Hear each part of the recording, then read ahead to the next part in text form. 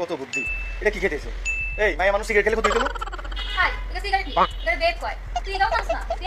এখানে একটা সিন দেওয়া হয়েছিল যে লামিয়া স্মোক করতেছে, ঠিক আছে। লামিয়া যে ক্যারেক্টারটা ঢুকাইলো, লামিয়া ক্যারেক্টারটাকে অনেক একটু বেশি ফ্রি করতে গিয়ে একটু বেশি বাড়াবাড়ি লেভেলের একটা ক্যারেক্টার বানিয়ে দিছে। লামিয়া সেখানে প্রায় ক্যারেক্টারলেস মেয়ে হিসেবে ধরা গেছে, কারণ লামিয়া দেখি যে শিমুল এর সাথে অ্যাফেয়ার, কিন্তু আবার লামিয়া অন্য ছেলেদের সাথে ঘোরাঘুরি করে, এটা শিমুলও জানে। তো জিনিসটা এটা আজকাল এটা ফ্রি মিক্সিং টাইপের একটা হয়ে গেছে। ফ্রি মিক্সিং এর যেমন এটা কোনো ম্যাটার করে না, ফ্রি মিক্সিং এর কারণে এগুলো সবাই ড্যাম কেয়ার।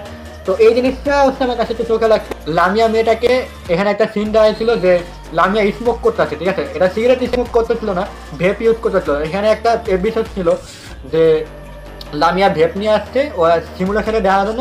শিমুল সেখানে বলে যে এটা কি, শিমুল এটা জানে না যে এটা ভেপ বা এটা কিভাবে কাজ করে। তো এটা দেখাইলো যে এমনি, লামিয়া এটা দেখাইলো যে এটা এমনি।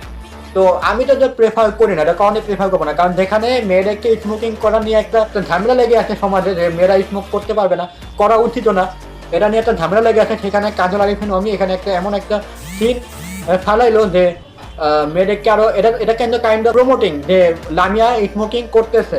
এটা একটা প্রমোট করা হলো না যে একটা মেয়ে স্মোকিং করেছে, সেটা যেই হোক, মানে যেটাই হোক, সিগারেট হোক নাকি ভেপ হোক। তো এই জিনিসটা প্রমোট না করলে এটা নিয়ে আমি তীব্র প্রতিবাদ জানাই যে এরকম যদি সিন আর না হয়।